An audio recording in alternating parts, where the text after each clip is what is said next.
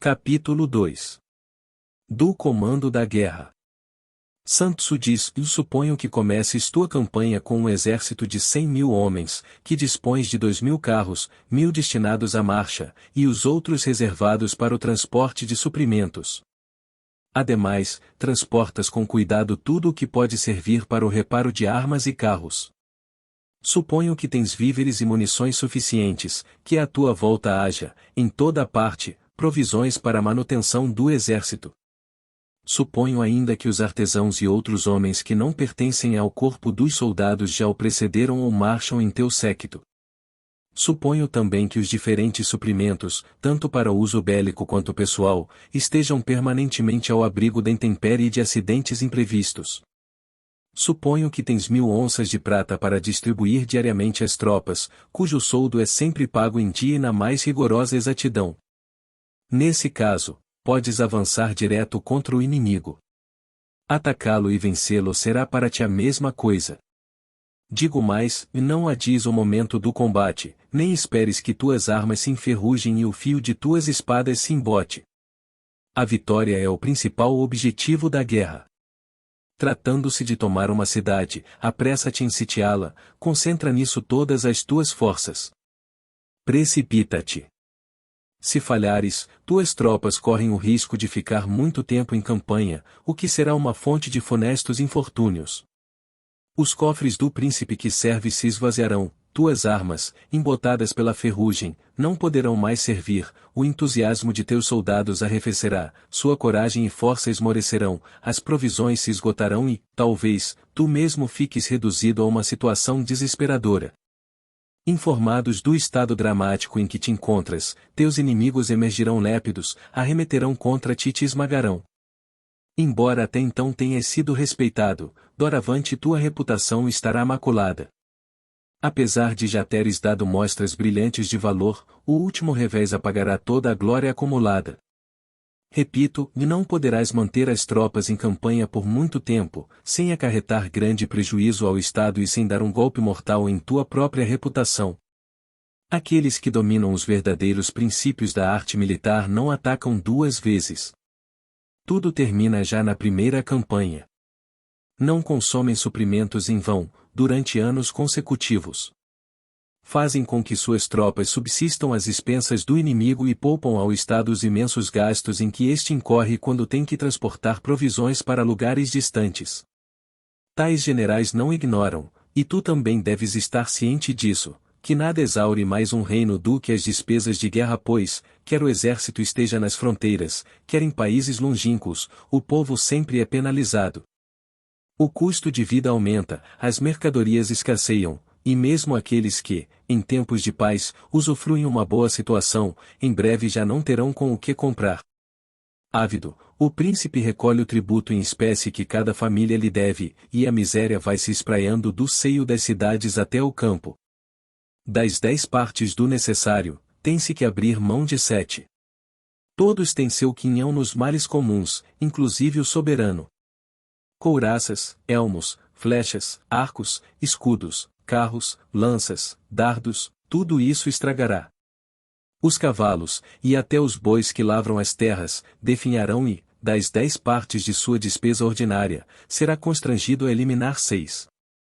Visando prevenir todos esses desastres, um hábil general faz tudo para abreviar as campanhas, e para abastecer-se às expensas do inimigo, custe o que custar.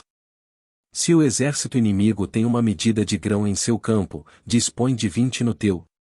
Se teu inimigo tem 120 libras de forragem para seus cavalos, dispõe de 2.400 para os teus. Não percas nenhuma ocasião de importuná-lo. Faz com que ele pereça à míngua. Encontra meios para irritá-lo, para que ele caia em alguma armadilha. Diminui-lhe ao máximo as forças, desorientando-o, dizimando-lhe, de vez em quando, alguns soldados, saqueando seus comboios, seus equipamentos e tudo o que te poderá ser útil. Quando tuas tropas tiverem tomado do inimigo mais de 10 carros, recompensa prodigamente tanto aqueles que conduziram a operação quanto os que a executaram. Junta esses carros aos teus, depois de eliminar as insígnias inimigas que porventura nele estejam gravadas. Trata bem os prisioneiros, alimenta-os como se fossem teus próprios soldados. Na medida do possível, faz com que se sintam melhor sob tua égide do que em seu próprio campo, ou mesmo em sua pátria. Jamais os deixes ociosos. Tira partido de seus serviços, com as devidas precauções. Resumindo, conduz-te em relação a eles como se fossem tropas que se tivessem engajado livremente sob teus estandartes. Eis o que chamo ganhar uma batalha e tornar-se mais forte. Se fizeres exatamente o que acabo de indicar, os sucessos acompanharão todos os teus passos, em toda a parte serás vencedor. Pouparás a vida de teus soldados, fortalecerás os antigos domínios de teu país, acrescentando-lhe novos, aumentarás o esplendor e a glória do Estado e, tanto o príncipe quanto os súditos, te serão gratos pela doce tranquilidade na qual correm doravante os seus dias. Na guerra, o essencial é a vitória e não campanhas prolongadas. O general que domina a arte da guerra é o árbitro do destino do povo e dos rumos da vitória. Que objetos podem ser mais dignos de tua atenção e de todos os teus esforços? Capítulo 3. Da arte de vencer sem desembainhar a espada. Sun Tzu diz: Vês algumas máximas de que deves impregnar-te antes de pensar em sitiar cidades ou ganhar batalhas. Conservar os domínios e todos os direitos do príncipe que serves deve ser o primeiro de teus cuidados. Só deves ampliá-los, usurpando o território inimigo, quando for imprescindível. Deves ocupar-te principalmente em assegurar a tranquilidade das cidades de teu próprio país. Perturbar as cidades inimigas deve ser a hipótese mais desfavorável. Deves pensar em colocar ao abrigo todos os vilarejos amigos. Somente a necessidade pode arrastar-te a irromper nos vilarejos inimigos. Deves impedir que os vilarejos e as choças dos camponeses sofram qualquer dano. Só uma extrema penúria pode levar-te a saquear e a devastar as instalações agrícolas de teus inimigos. Deves almejar como aquilo que há de mais perfeito, conservar intactos os domínios dos inimigos. Só deves destruí-las em caso de extrema necessidade. Se um general age assim, sua conduta ombreará com a dos mais virtuosos personagens. Ela se espelhará no céu e na terra, cujas obras buscam a produção e a conservação e não a destruição. Se essas máximas estiverem bem gravadas em teu coração, garanto o teu sucesso. Repito, a melhor política guerreira é tomar um estado intacto, ou uma política inferior consiste em arruiná-lo. É preferível aprisionar a destruir o exército inimigo, é melhor tomar um batalhão intacto do que fulminá-lo. 100 combates tivesses que travar, 100 vitórias seriam teu fruto. Não procures vencer teus inimigos à custa de combates e de vitórias. Esse é um caso em que o bom é melhor do que o excelente. Quanto mais te elevares acima do bom, mais te aproximarás do pernicioso e do ruim. É preferível subjugar o inimigo sem travar combate. Nesse caso, quanto mais te elevares acima do bom, mais te aproximarás do incomparável e do excelente. Os grandes generais vencem descobrindo todos os artifícios do inimigo, sabotando-lhes os projetos, semeando a discórdia entre seus partidários, mantendo-o sempre acossado, interceptando reforços estrangeiros, e impedindo-o de tomar qualquer decisão mais vantajosa para ele. Sun Tzu diz: é de suprema importância na guerra atacar a estratégia do inimigo. Sobressai-se em resolver as dificuldades quem as resolve antes que apareçam. Sobressai-se na conquista quem conquista o troféu antes que os temores de seu inimigo se concretizem. Ataca a estratégia do adversário na raiz. Depois, rompe suas alianças. Em seguida, ataca seu exército. A pior política consiste em atacar as cidades. Apenas consente nisso se não houver outra saída. Pensa no longo tempo necessário para preparar veículos, armas, equipamentos, e para construir rampas ao longo das muralhas.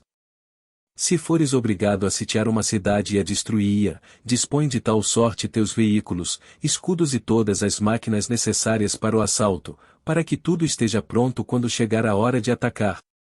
Age para que a rendição não se prolongue por mais de 3 meses. Quando este prazo expirar, se ainda não tiveres atingido teus objetivos, certamente terás cometido alguns erros. Empenha-te em reparar iOS. Partindo para o assalto, à frente de tuas tropas, redobra os esforços. Imita a vigilância, a diligência, o entusiasmo e a tenacidade das formigas. Suponho que terás construído antecipadamente as trincheiras e outras obras necessárias, que terás edificado fortes para descobrir o que se passa no interior da cidade sitiada, e terás contornado todos os inconvenientes que tua prudência te recomenda. Apesar de todas essas precauções, se de 3 partes de teus soldados tiveres a infelicidade de perder uma, sem poderes alardear vitória, convence-te de que não atacaste bem. Um hábil general jamais se encontrará reduzido a tais extremos. Ele conhece a arte de humilhar os seus inimigos sem travar batalhas. Sem derramar uma gota de sangue, sem mesmo desembainhar a espada, consegue tomar as cidades. Sem colocar os pés em reinos estrangeiros, descobre o meio de conquistar iOS. Sem operações prolongadas e sem perder um tempo considerável à testa de suas tropas, conquista uma glória imortal para seu príncipe, assegurando a felicidade de seus compatriotas e fazendo com que o universo lhe seja reconhecido pelo repouso e pela paz conquistados. Esse é o alvo que todos os comandantes devem buscar incessantemente e sem jamais esmorecer. O objetivo de um general hábil é apoderar-se do reino inimigo quando este está intacto, assim suas tropas não se esgotarão e seu triunfo será completo. Esta é a arte da estratégia vitoriosa. Há uma infinidade de situações diferentes em que podes te encontrar em relação ao inimigo. Nem todas poderiam ser previstas de antemão ou logo, evito maiores detalhes. Tua clarividência e tua experiência te sugerirão o que deves fazer, à medida que as circunstâncias se apresentem. Entretanto, vou dar-te alguns conselhos gerais, que poderás usar, se necessário. Se fores 10 vezes mais numeroso que o inimigo, cerca-o de todos os lados, não deixes nenhuma passagem livre, age de forma que ele não possa evadir-se para acampar em outra parte, nem receber qualquer socorro. Se teu contingente for 5 vezes superior, dispõe teu exército de forma que ele possa atacar pelos 4 flancos simultaneamente, no momento oportuno. Se tens o dobro da força do inimigo, contenta-te em dividir teu exército em 2. Mas se, em ambas as partes, a quantidade de guerreiros é a mesma, só te resta aventurar-te ao combate. Se fores inferior, fica alerta. O menor erro pode ser fatal. Tenta colocar-te a salvo, e evita, se possível, entrar em choque com o adversário. A prudência e a firmeza de um punhado de pessoas pode conseguir extenuar e dominar mesmo um exército numeroso. Assim, és ao mesmo tempo capaz de te proteger e de obter uma vitória completa. Quem está à testa dos exércitos é o sustentáculo do Estado. Se agir corretamente, o reino será próspero. Ao contrário, se o comandante não tiver as qualidades necessárias para desempenhar dignamente seu cargo, o reino sofrerá inelutavelmente as consequências e talvez fique à beira do abismo. Um general só pode servir bem o Estado de um único modo, mas pode arruinar-o de diversas maneiras. É preciso muito esforço e uma conduta calcada na bravura e na prudência para ser vitorioso, um só passo em falso põe tudo a perder. Um general pode cometer muitos erros. Se engajar as tropas no momento errado, fará com que ataquem quando não convém.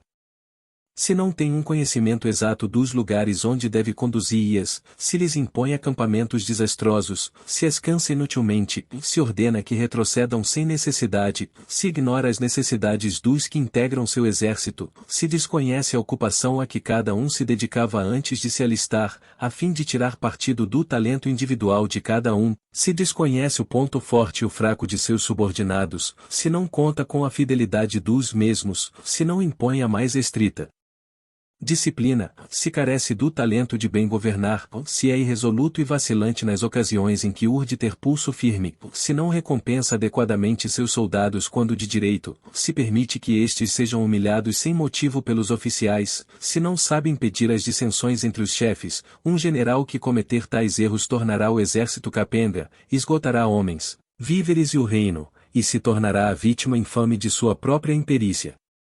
Sun Tzu diz, e no comando dos exércitos há 7 males cruciais. E executar cegamente ordens tomadas na corte, segundo o arbítrio do príncipe, sem se ater às circunstâncias. Segunda, tornar os oficiais confusos, despachando emissários que ignoram os assuntos militares. Terceira, misturar regras próprias à ordem civil e à ordem militar. Quarta, confundir o rigor necessário ao governo do Estado e a flexibilidade que o comando das tropas requer. V. Dividir a responsabilidade. Sexta, disseminar a suspeita, que engendra a desordem, um exército confuso conduz à vitória do inimigo. Sétima, aguardar ordens em todas as circunstâncias. Isso equivale a esperar autorização de um superior para apagar o fogo, antes que a ordem chegue, as cinzas já estarão frias. No entanto, está escrito no código que se deve consultar o inspetor nesse assunto. É como se, ao edificar uma casa na beira de uma estrada, fossemos pedir conselho aos passantes, o trabalho ainda não estaria terminado. Este é o meu ensinamento. Nomear um general é da alçada do soberano, decidir uma batalha cabe ao general. Um príncipe esclarecido deve escolher o homem que convém, revestir-o de responsabilidades e aguardar os resultados. Para vencer os inimigos, 5 circunstâncias são necessárias. E saber quando combater e quando bater em retirada. Segunda, saber lidar com o pouco e o muito, segundo as circunstâncias. Terceira, compor habilmente suas fileiras. Mêncio diz: no momento oportuno não é tão importante quanto as vantagens do terreno, e tudo isso não é tão relevante quanto a harmonia das relações humanas. Quarta, preparar-se, prudentemente, para afrontar o inimigo potencial. Não prever, dando como pretexto a inferioridade do adversário, é o maior dos crimes. Estar preparado, independente de qualquer contingência, é a maior das virtudes. V. Evitar as ingerências do soberano em tudo o que executar, para a glória de seus exércitos. Esses são os 5 caminhos da vitória. Conhece teu inimigo e conhece-te a ti mesmo, se tiveres 100 combates a travar, 100 vezes serás vitorioso. Se ignoras teu inimigo e conheces a ti mesmo, tuas chances de perder e de ganhar serão idênticas. Se ignoras ao mesmo tempo teu inimigo e a ti mesmo, só contarás teus combates por tuas derrotas.